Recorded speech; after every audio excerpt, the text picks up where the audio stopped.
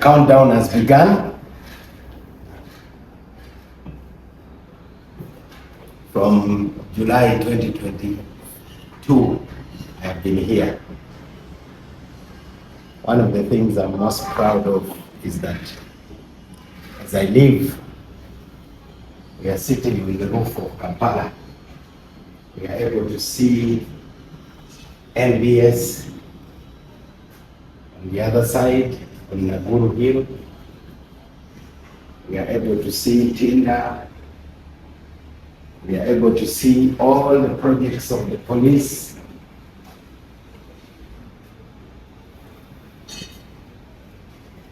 But this is not the first time I have done this. When I was LC5 of Gulu, I found a project that had stalled. There was no district headquarters. The chairman's office was almost like a pigsty. Before I left, we had completed the Gulu district headquarters. It was one of the signature projects. This is another signature project, the JLOS Towers, which is housed in the Ministry of Justice, houses Law Reform Commission, DPP, Human Rights Commission, Uganda prisons, all the justice, law and order sector agencies under this ministry. We are saving the government 30 billion shillings. That's how much we were paying every year. When I became minister, I told the first meeting that within 4 years, we should complete this project. And we are very happy that we have managed to complete the project. So what matters most is the results. But there are other things that are happening outside Kampala. We are going to be having Court of Appeal in the regions. There'll be no need for anyone to come to Kampala to file a case in the Court of Appeal. We are having Court of Appeal coming up in Gulu, in Barara, and in Ibale.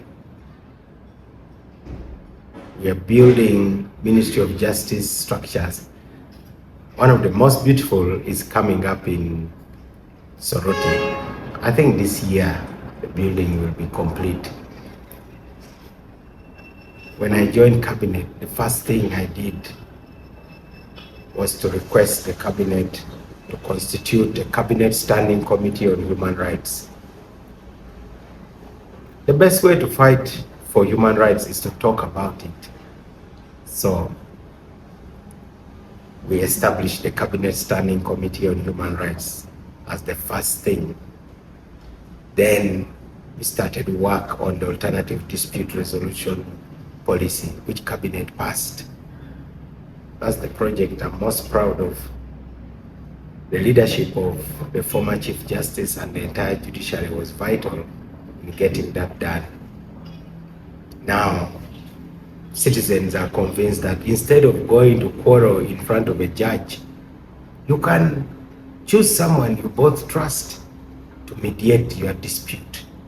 That's what we call alternative dispute resolution, ADR. It's now mainstreamed, and I'm one of those who is a court-accredited mediator. Now, this year, our main focus is juvenile justice. Uganda has a young population, and many children are in conflict with the law. So that is our focus, to have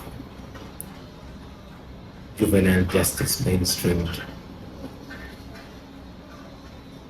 The last decision I made was to constitute the National Alternative Dispute Resolution Advisory Committee, which has 7 eminent people. so that the next minister can continue some of the work that we had already started. Of course, we adopt the whole of government approach. So everything we do, the whole government is behind it. We increased the number of High Court judges to 151. Increased the number of Court of Appeal justices to 56 with the support of Parliament. Those are some of the things that I'm most proud of. I'm glad that for the duration that I've been here, I've been able to make a difference. Now I'm finalizing my handover report with the help of the permanent secretary, so that when the new minister arrives, he or she will know where to start. It has been really great serving my motherland, Uganda, uniting voices. We must think Uganda. We don't need to think about parties. It is okay to belong to a party, but if out of 10 things you disagree on 4, you are better off focusing on the 6 where there's agreement. We must keep looking for the intersection wherever we are. That is at the core of the cooperation agreement.